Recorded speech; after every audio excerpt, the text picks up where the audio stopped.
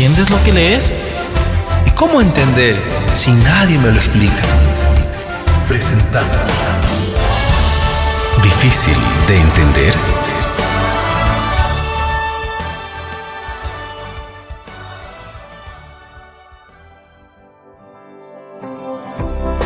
¿Quién declaró: venid a mí todos los que estáis trabajados y cargados, y yo os haré descansar?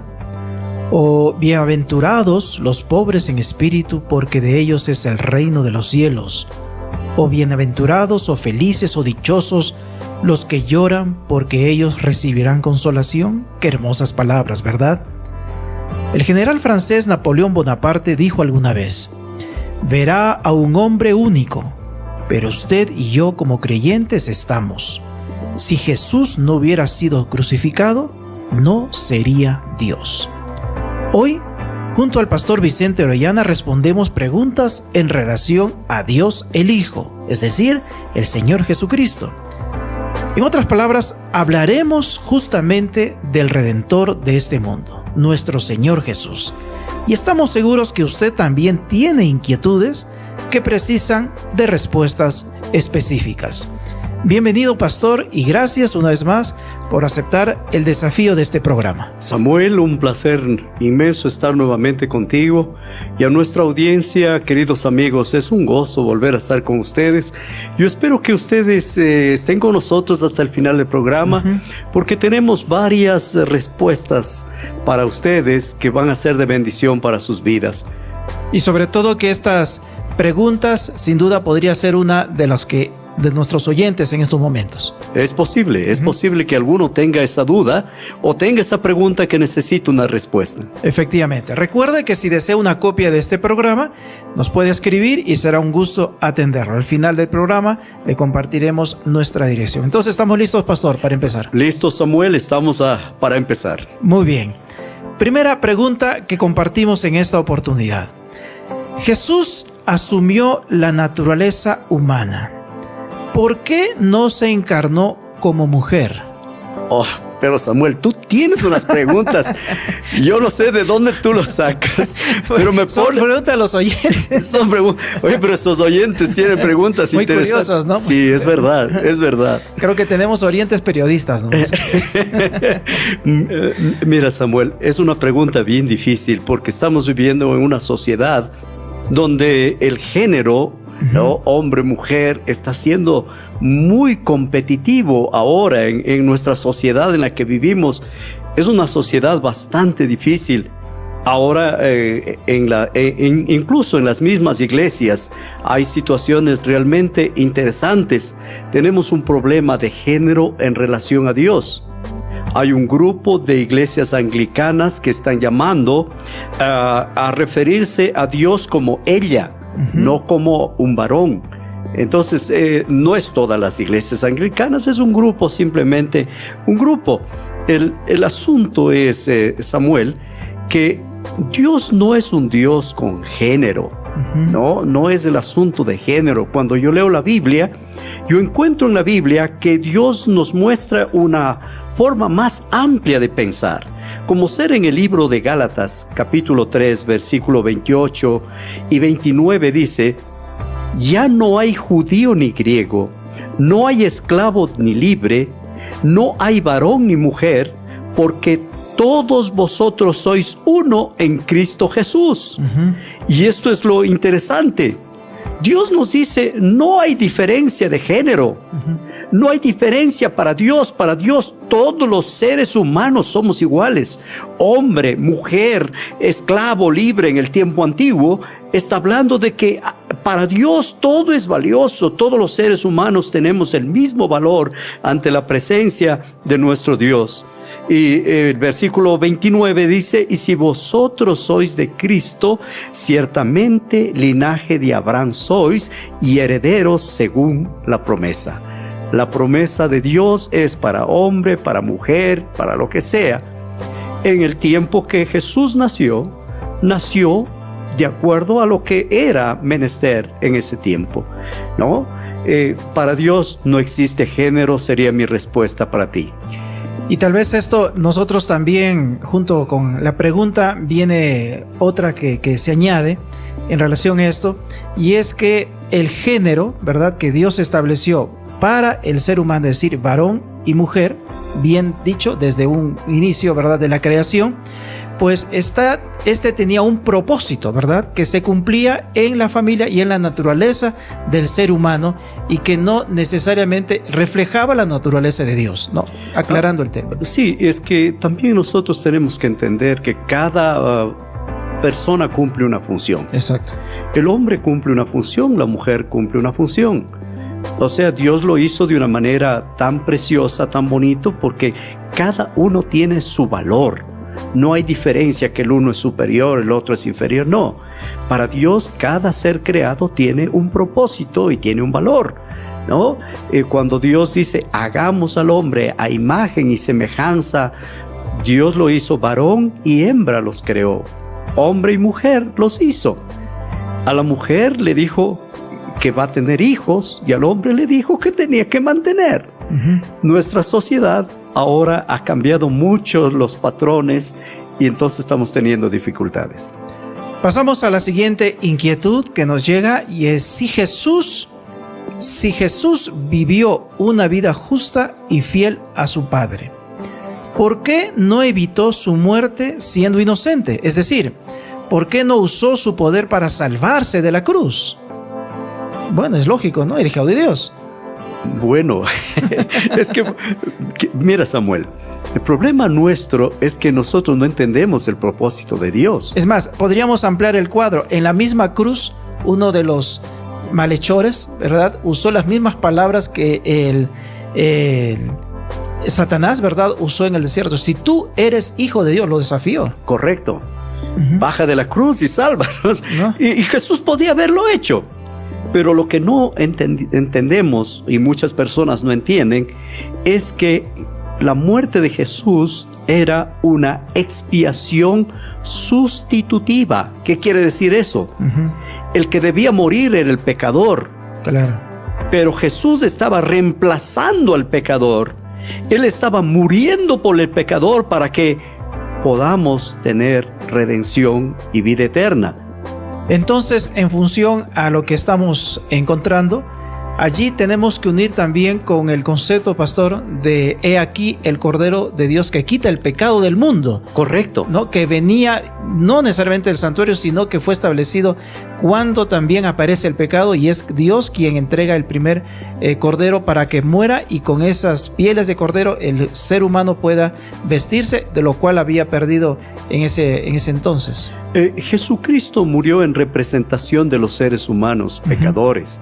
La Escritura nos muestra de una manera interesante en el libro de Romanos, capítulo 3, verso 9, y nos habla de algo interesante. Dice, ¿qué pues?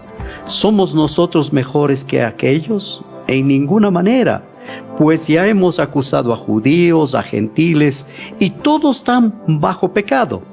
Entonces, de aquí ya puedes ver que los seres humanos todos estamos, ¿qué? Bajo pecado. Como está escrito, dice en el versículo 10, no hay justo ni aún uno. No hay quien entienda, no hay quien busque a Dios. Todos nos desviamos a una y nos hicimos inútiles. No hay quien haga lo bueno, no hay ni siquiera uno. Entonces, no había manera de salvar al ser humano, al menos que el Cordero de Dios, que es Cristo Jesús, sea el sustituto para salvar. Ahora, con esta respuesta podemos entender más de cerca la declaración de Jesús en el Getsemaní, pastor. Hay otra forma, ¿verdad?, de enfrentar, pero si tengo que pasar por este trago amargo, que sea hecha tu voluntad. Y es así, porque cuando leemos Romanos 6:23, dice, porque la paga del pecado es muerte, mas la dádiva de Dios es vida eterna en Cristo Jesús, Señor nuestro. O sea, la dádiva es Jesucristo. El regalo de Dios es Jesucristo. ¿Para qué? Para que el ser humano tenga vida y vida eterna. Realmente las preguntas que estás haciendo son bastante complicadas, pero yo creo que son de bendición para nuestros oyentes. Sin duda. Gálatas 4:4 es un texto interesante que también nace una inquietud alrededor de ello. ¿A qué se refiere la Biblia con la expresión el cumplimiento del tiempo según Gálatas 4:4? ¿Está hablando de Jesús? Bueno, mira, este es un texto bien interesante, bastante difícil de interpretar, pero te puedo decir varias cosas. Dios es un Dios de tiempo, no es un Dios desordenado. Cuando el hombre pecó, antes del pecado, Dios ya tenía la solución.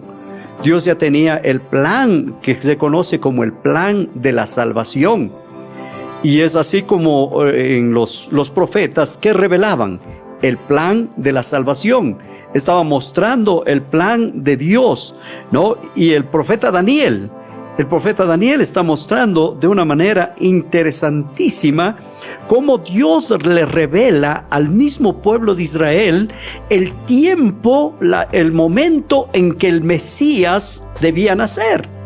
Como ser Daniel 9, 24 y 25 nos dice: 70 semanas están determinadas sobre tu santa ciudad, para terminar la prevaricación, poner fin al pecado y expiar la iniquidad, para traer la justicia perdurable, sellar la visión y la profecía y ungir al santo de los santos.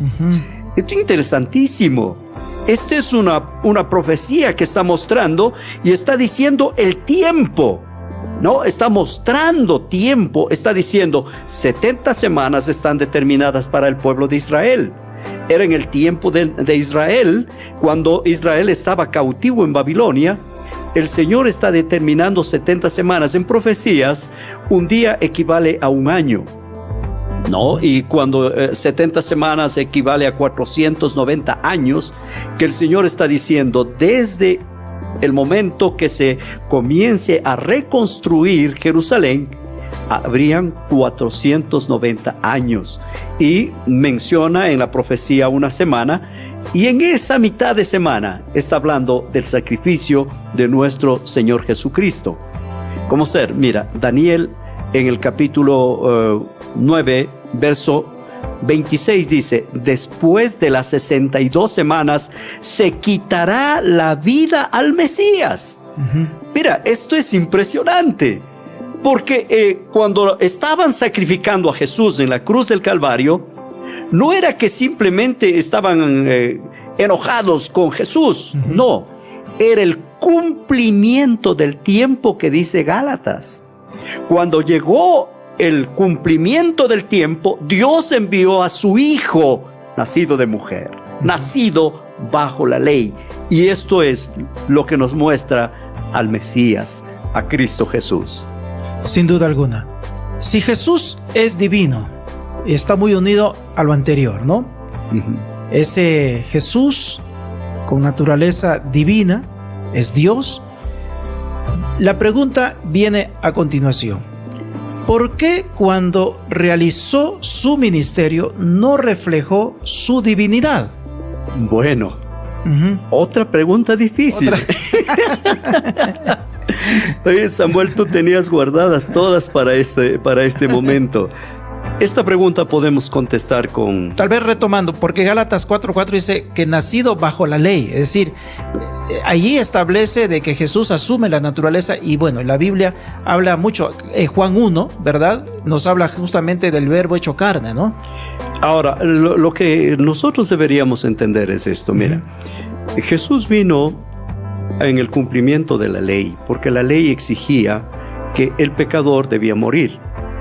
Pero Jesús vino en cumplimiento de la ley. Y Jesús, como dice Corintios 2, 5, 21, 2 de Corintios 5, 21, donde dice: al que no conoció pecado, por nosotros se hizo pecado, para que nosotros fuésemos hechos justicia de Dios en él. ¿No? Él se hizo pecado. Él no fue un pecador. Él asumió el pecado de los seres humanos, cargó sobre sí nuestros pecados. Ahora, la pregunta era, si Jesús es divino, ¿por qué realizó su ministerio y en su ministerio no reflejó esta divinidad. En Filipenses 2:7, ahora ya me dejaste respirar un poco y ahora ya más o menos estoy ubicado donde quiero contestarte. Mira, Filipenses 2:7 dice, sino que se despojó a sí mismo, tomando forma de siervo y hecho semejante a los hombres. Jesús era Dios. Y lo que nos dice Juan 1:1 dice, en el principio era el verbo, y el verbo era Dios, y todas las cosas por Él fueron hechas. Está hablando que Jesucristo era Dios. Antes de venir a este mundo, era Dios. Y cuando tú lees en Juan 1:14 dice, aquel verbo fue hecho carne y habitó entre nosotros. Y vimos su gloria, gloria del unigénito del Padre, lleno de gracia y de verdad. Esto de habitar significa que vino a vivir con nosotros. Pero vino a vivir con nosotros ¿cómo? Despojado de la divinidad. Él era el segundo Adán, porque si iba a ser Dios, ¿qué sentido tenía?